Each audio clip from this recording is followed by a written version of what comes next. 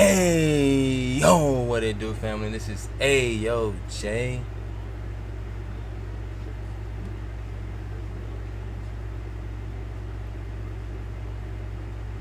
Watch this. And we're back here with another, we're back here with, my bad, we're back. Why am I just repeating it, like, back over? We're here with I think, information show, another one. Not for sure. But, yeah, we here with, what would happen to your brain if you smoke weed for 30 days? Well, your third eye fucking opens. You start seeing the world differently. And you're just more zen. You're just more calm. Yeah, your heart may race a little bit more. You know, that's the risk of that motherfucker. It might explode. Boosh! But your lungs, you know, may get a little, you know, depending on how much you smoke, you may get a little exhausted. But the thrill of smoking a blunt outweighs all the health complications. But nah, for real.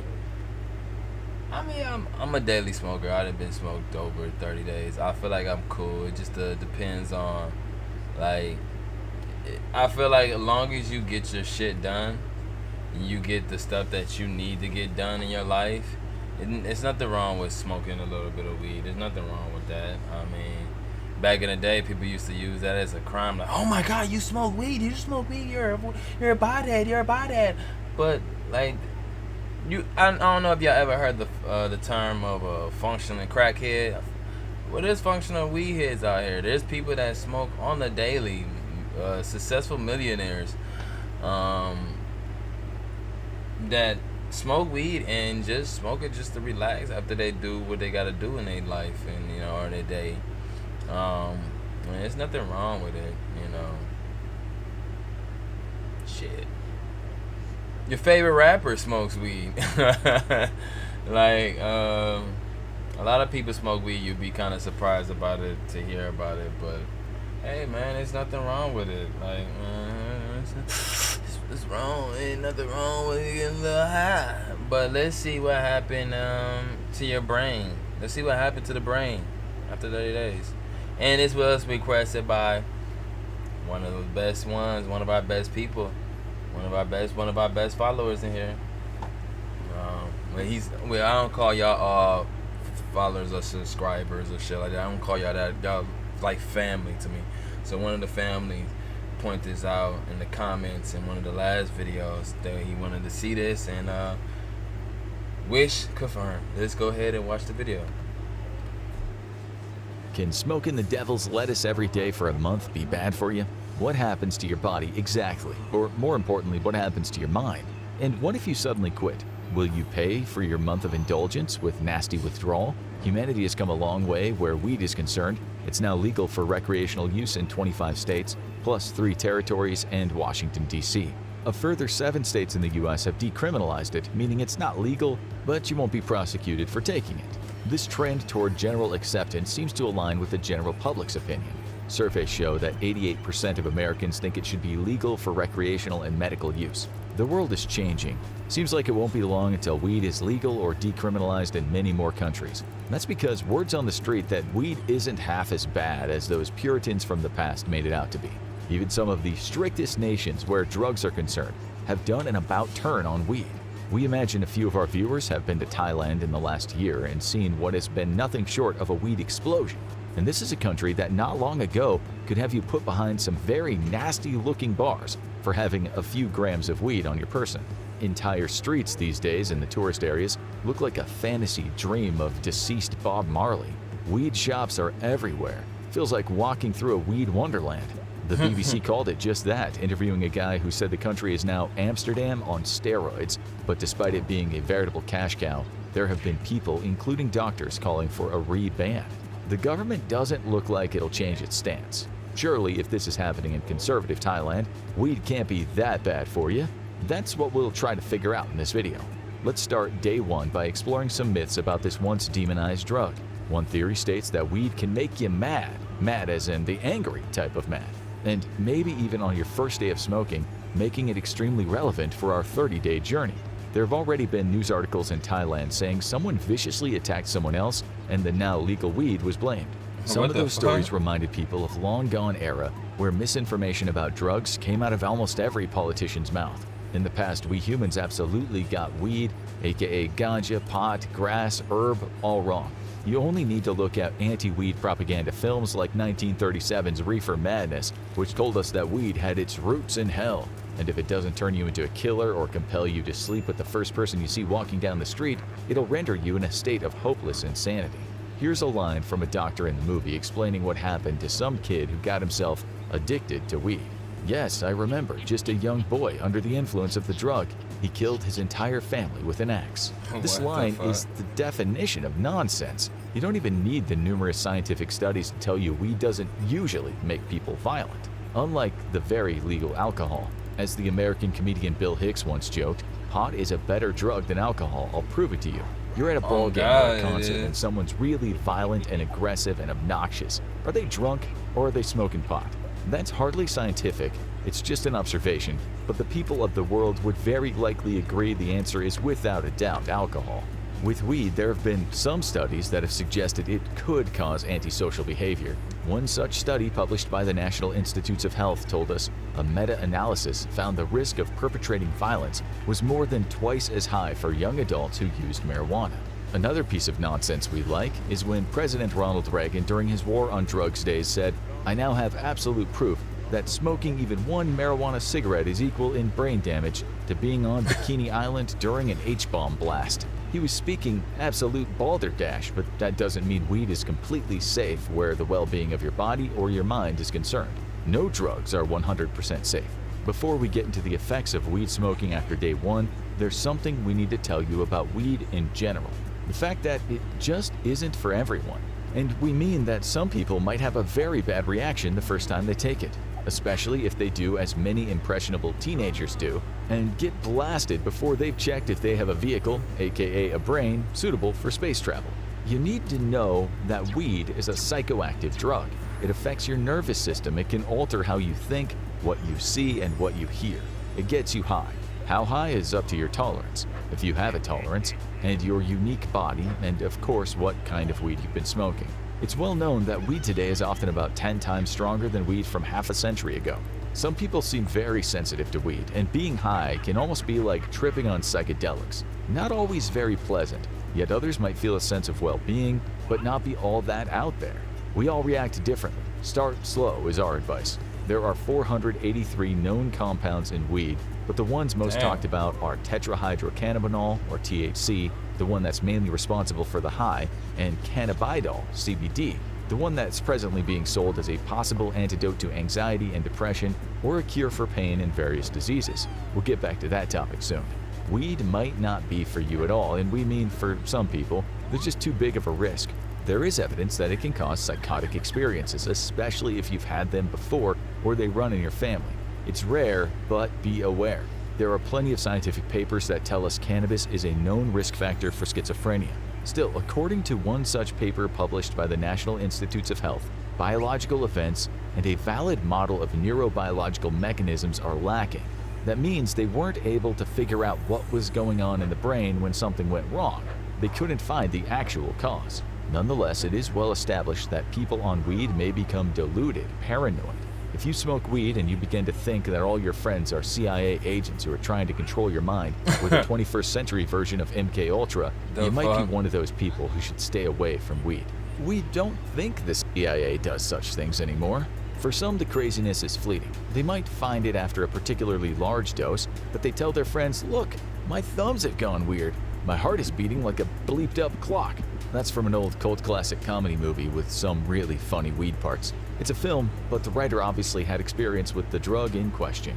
Put your hand up if you've ever sneakily felt your heartbeat on weed because you imagine something ain't right. It can cause anxiety, and with some people, severe anxiety, leading to outlandish thoughts about something that's gone wrong with their body. Again, we know some of you are now nodding your head. Studies have shown long-term use of weed may increase the risk of heart issues, but it doesn't cause your heart to beat fast enough that it fails after just one smoke. That's the anxiety talking.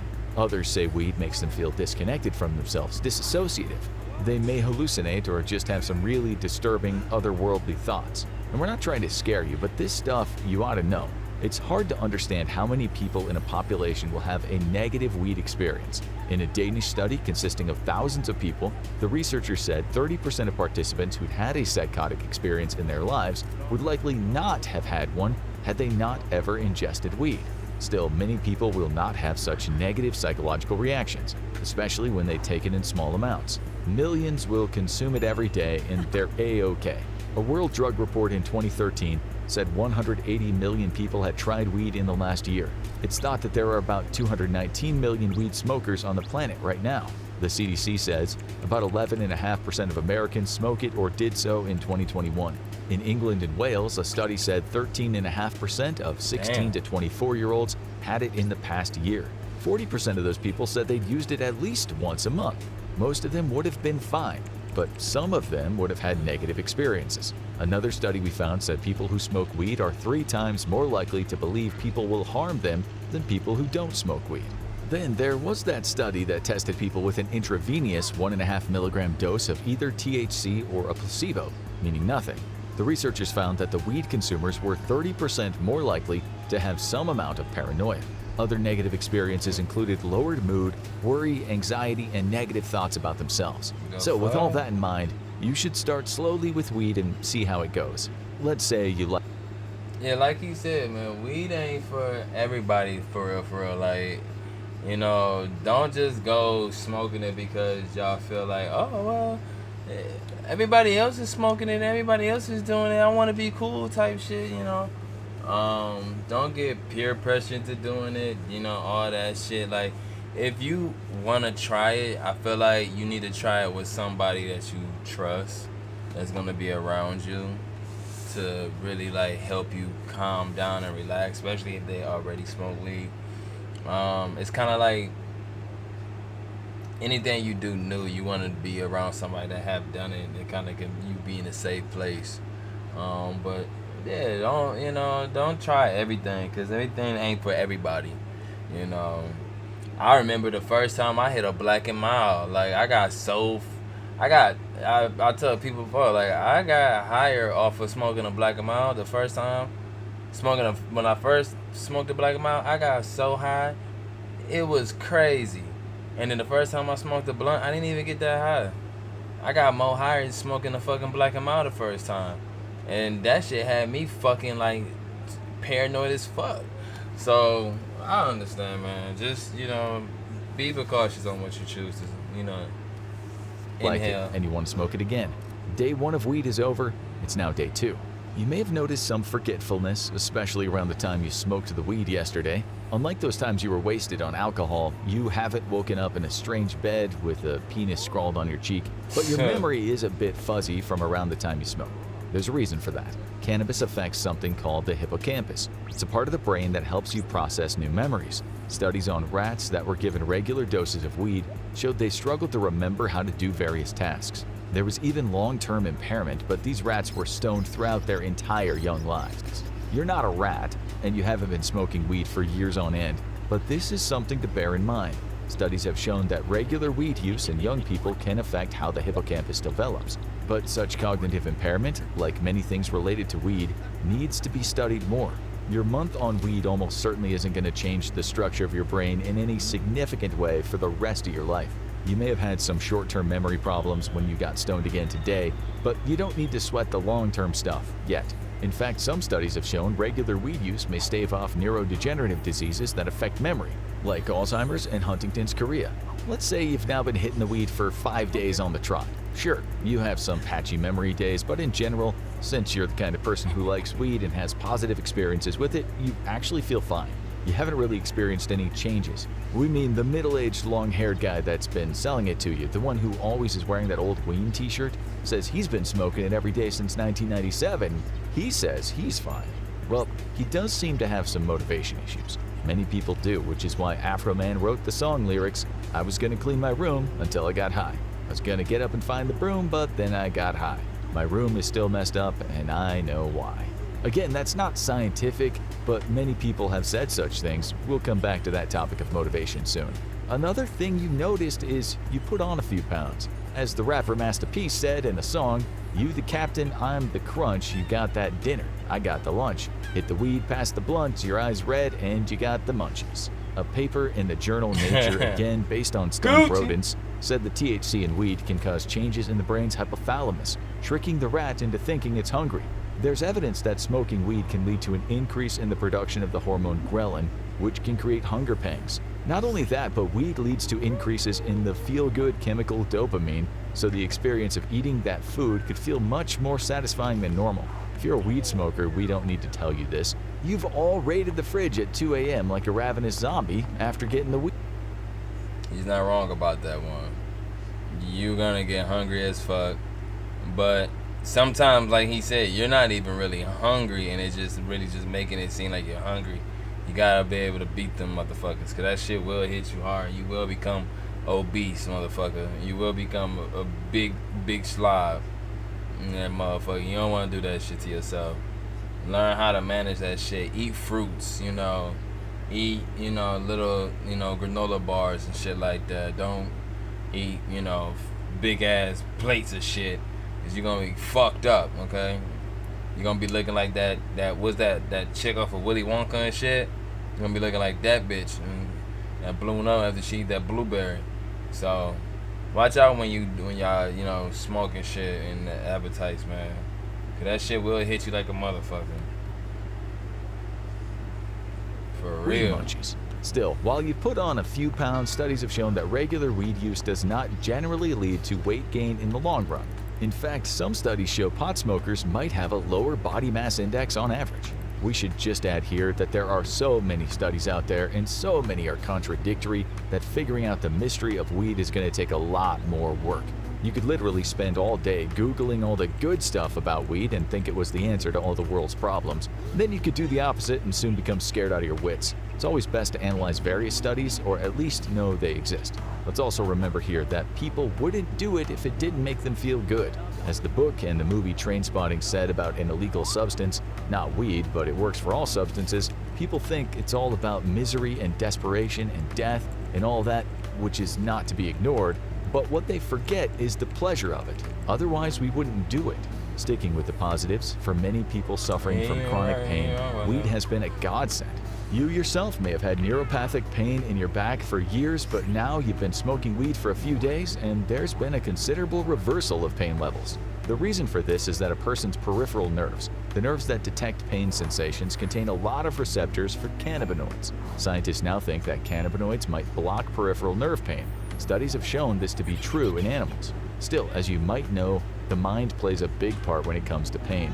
You may have heard of the nocebo effect, where people feel pain when they shouldn't be feeling pain. A good example is the case of the guy who went to the ER with a long nail stuck through his work boot. He was screaming and telling doctors that even the opiates they were giving him weren't working. When they finally sawed off his boot, they saw the nail had actually gone through the gap between his toes. Embarrassed, the guy was suddenly pain-free. But for him, he really did feel that pain. And with cannabis, there's now good evidence that it can act as a pill where pain is concerned. Studies have shown that when people with pain took a placebo that looked, smelled, and tasted like weed, they felt a reduction in their pain levels. We've known for decades that when someone takes a placebo for pain, certain neurotransmitters are released in the brain, including what are called endocannabinoids. But there have also been some negative reactions, especially now that you've been smoking it for 10 days. You seem to be less motivated. Studies have shown that after weed consumption, people can indeed be less motivated. One study showed that participants who've had weed were less likely to press buttons for a reward.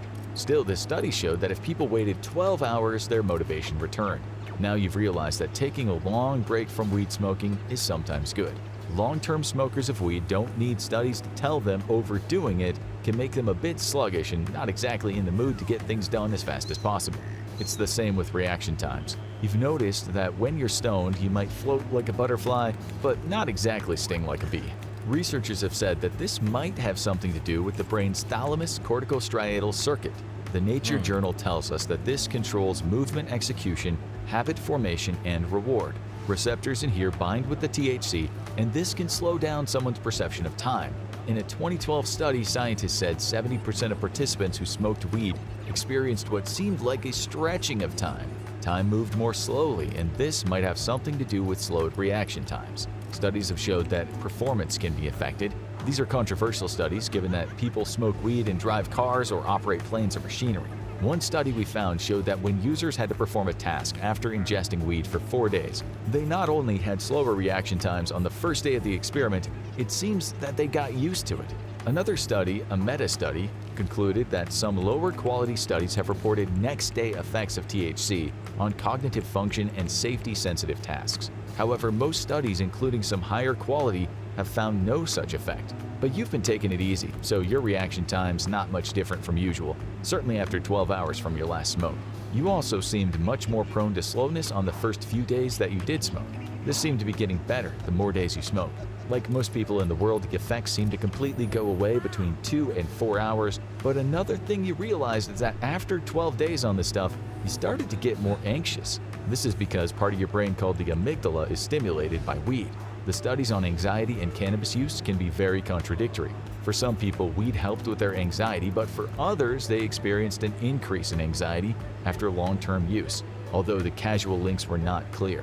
In a 2017 survey consisting of 9,000 American regular weed smokers, 70% said it gave them noticeable health benefits, with almost 50% saying it relieved anxiety. Others said it helped with their PTSD. Some said it had a positive effect on their phobias, and some said it helped with sleep and social anxiety.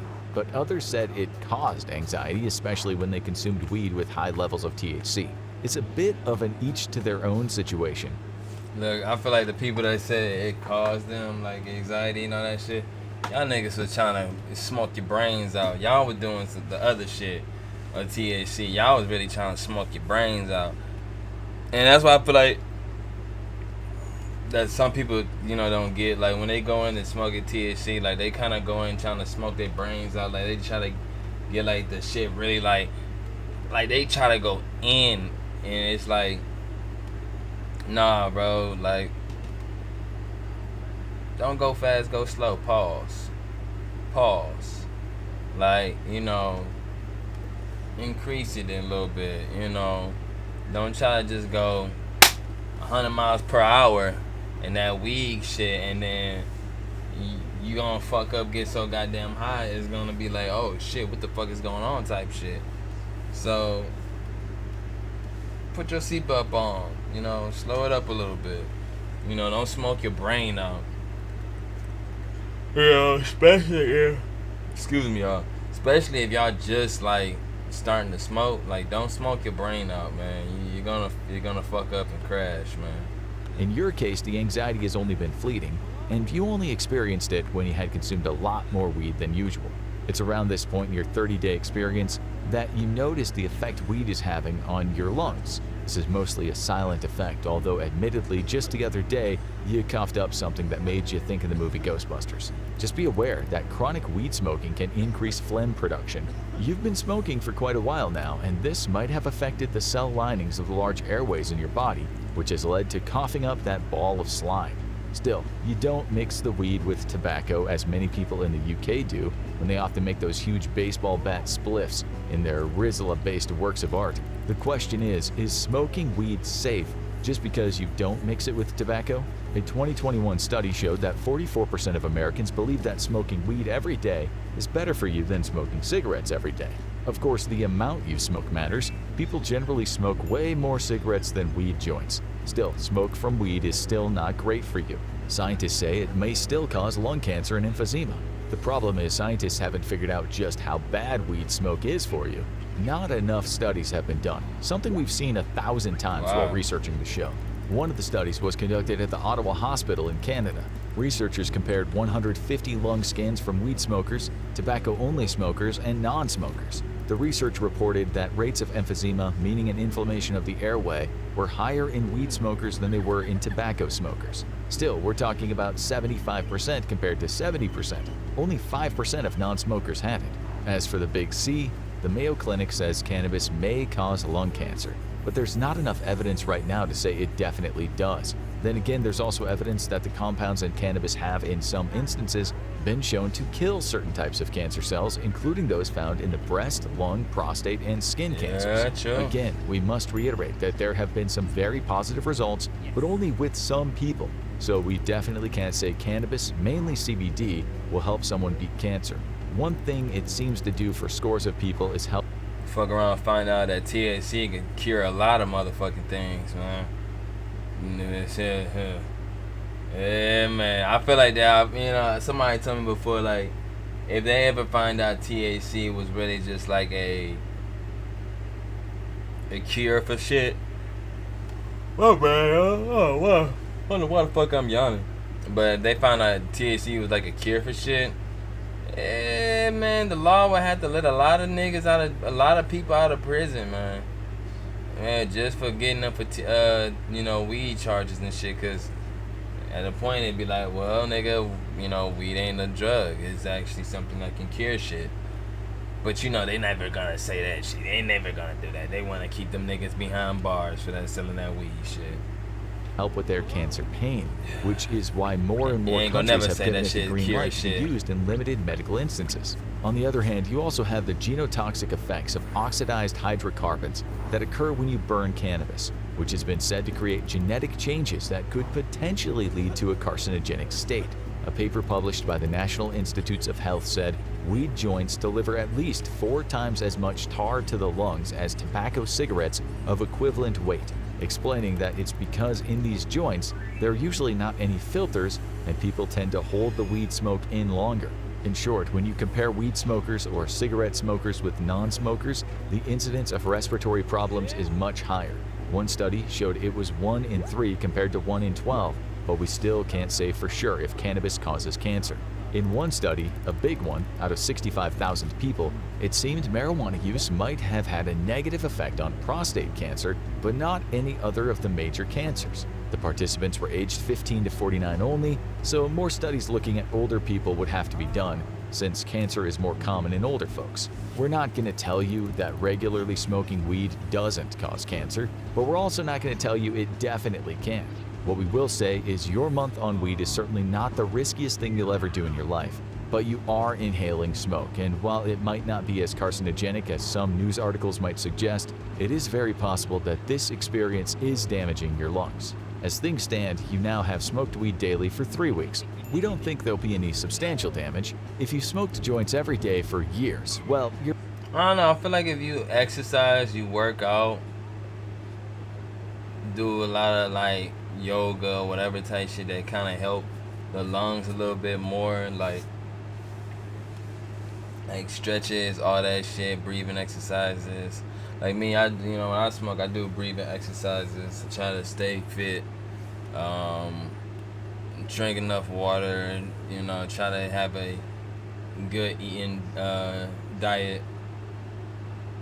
I feel like you could be cool. I feel like it'd be cool. Like, I feel like it probably still affects your lungs, maybe so. But if you're living still a healthy lifestyle, maybe it won't affect it as much. So, I don't know, that's why your lungs will suffer. Just how much? We can't say. It gets even more confusing when you read about vaping weed. Vaporizer devices activate cannabinoids, but they don't heat the goodness to the point of combustion. You might read this and think, well, that's great, vape it is then. But then you read vaping articles such as this one from Johns Hopkins Medicine. Emerging data suggests links to chronic lung disease and asthma, as well as associations between dual use of e-cigarettes and smoking with cardiovascular disease. But that same article also said we still don't have a definitive answer as to how bad vaping is for your body. We do know that when you do vape, you also inhale harmful chemicals, and some doctors in the US have said they've seen more and more people coming in to see them with conditions that could very well be related to their vaping habit. You all probably know former smokers who now vape, and they look like steam trains most of the day. Still, no one vapes weed in such high quantities. You've now been smoking weed daily for almost the full month. Will it be hard to quit? Is weed addictive? Yet again, this question is not easy to answer. Not all substance addictions and withdrawals are the same. If you have a physical addiction to alcohol or benzodiazepines like Valium, etc., coming right off after a long time can actually be very dangerous. You might not only have seizures that can and do kill, but in terms of mental well-being, you might think you've been plunged into anxiety hell, and we do mean hell. This is related to the effect these drugs have on your GABA receptors. In layman's terms, if a substance makes you very relaxed, your brain might stop creating chemicals that usually make you chilled, so when you stop, The very opposite of relaxed happens to you. It's the same for people who stop taking opiates and become incredibly restless and depressed. But what about weed?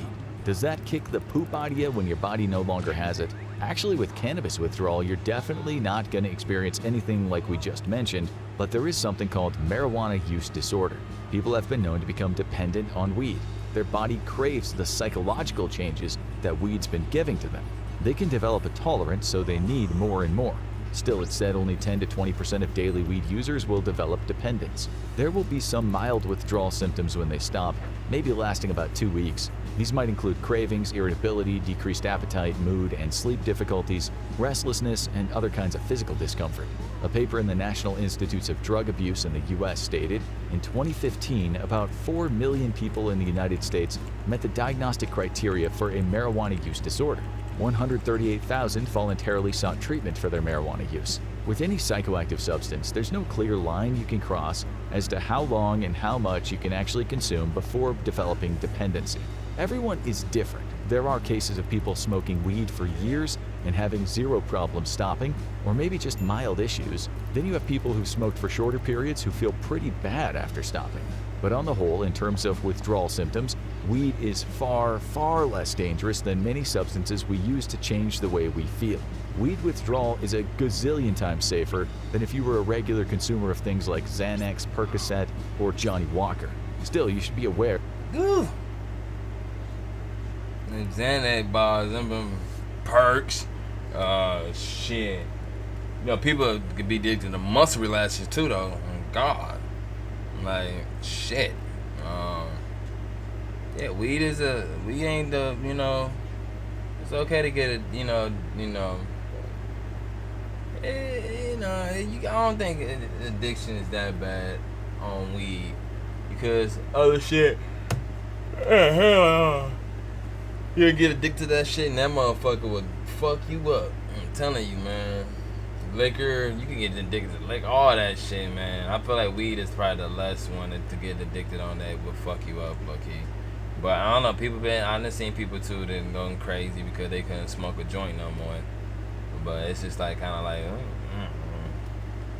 nah, you can't let something just have control over you like that, though. That becoming dependent on weed is possible.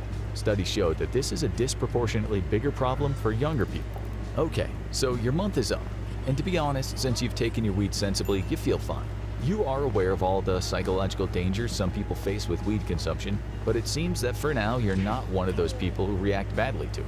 That said, if you keep this up, there's a very real possibility you'll damage your lungs, and there's also a real possibility you'll develop a dependence. Still, since you feel better, you're sleeping well, you have less social anxiety, and your work hasn't been negatively affected, you think you'll carry on. Although just to be safe, you're going to limit your smoking to small doses just a few times a week. Many people don't even know why they smoke weed. They might tell you, the reasons? There are no reasons. Who needs reasons when you've got weed? One person interviewed in The Guardian felt that way for 40 plus years. She got to the point that she didn't even know if she enjoyed it anymore. She said in an interview, "I smoked to go to work, smoked to do the washing up, smoked for chill time." In the end, she said her lungs started to hurt and her gums regularly bled. She didn't know why she wanted it, but she craved it when she didn't have it. One day she realized she'd gone 2 days without weed and then just thought, okay, enough's enough. She craved it for sure, but with the help of meetings and counseling, she stopped completely. And guess what? She started dreaming again. That's something you noticed when you smoked for a month. You didn't dream. Many people don't regularly smoke weed because it interrupts the amount of time people spend in rapid eye movement or REM sleep, the time when most people dream. Dreaming was one of the big changes for her, but everyone is different where cannabis withdrawal is concerned. These are some comments made by people who quit after many years of daily smoking. I just quit after 10 years as well. Just cold turkeyed it, no withdrawal symptoms. The withdrawals. I'm not gonna lie, I don't know if that's true or not, but I ain't gonna lie, when I get sick and I can't smoke at all, I get a lot of dreams. I'm having a lot of dreams when I'm sick and shit like that, but maybe because I'm dosed up and shit, but I don't smoke, but when the minute I smoke, I don't really have that many dreams, though. It be some here and there like that, though. I just always thought I just don't dream that much, though, but I don't know. I don't know if that really does anything with that. have not been fun. I've lost 4 pounds in 2 days because it's really hard to eat. Mentally, I feel really clear and happy. My boyfriend stopped smoking weed like 2-3 months ago, and I'm noticing that his behavior is different. He's more angry and not as sweet as he used to be. And this one. I quit after about 6 years of smoking every day. It made me anxious and awkward in social situations. I would overanalyze things and think really weird or delusional thoughts. Forget about talking to girls, I couldn't handle it. Since I quit, all these things went away. As it said on the walls of the Temple of Apollo in ancient Greece, know thyself. With weed, you have to educate yourself and assess if it's good for your mental health while adding up the pros and cons as to how it'll affect your body and life in general. If you absolutely want to experience weed, we suggest wading in slowly rather than diving straight into the deep. It can be a mysterious ocean out there, and you never know what you might find. As we've told you many times today, scientists haven't yet plumbed the depths of all of Mary Jane, not entirely. For a more in-depth dive into the withdrawal effects of weed, No, man, that was a good video. Just know what happened, for a lot of people out there that don't know what's gonna happen after like 30 days of smoking weed. This is what some stuff that could happen, low key though. But you gotta see if it's for you. If it's not for you, then don't smoke. Don't try it. Don't be forced to do it because you want to be able to have a good experience with weed. And like me, I smoke. When I smoke, I kind of just smoke just because I done got done with work. I done got done doing my videos. Got done doing my daily stuff. Now I'm just about to eat, relax, go to sleep, and just smoke. So it's just I kind of do it like that. Or if I'm about to go to work, I'll go ahead and smoke a little bit something. But I'm always making sure that if I smoke, I do my shit before I smoke. Or if I'm doing my shit in the middle of I'm smoking. But I make sure it doesn't stop me from doing what I gotta do. And that's the only thing you gotta make sure. If you're gonna smoke or you're gonna do anything, you gotta make sure it doesn't stop you from doing what you have to do. Because the minute that it starts stopping you from doing what you have to do, then that means you are not strong enough to be able to do the shit that you're supposed to do when you're on this shit, and you need to get off this shit so you can be able to do what you gotta do in life. So let me know what y'all think about the video. My bad. I am so tongue twisted today. Let me know in the comments. Is y'all a weed smoker? Have y'all tried it before? What is y'all experience was on weed? Let me know. Like I always say, like, comment, subscribe, and share this bad boy.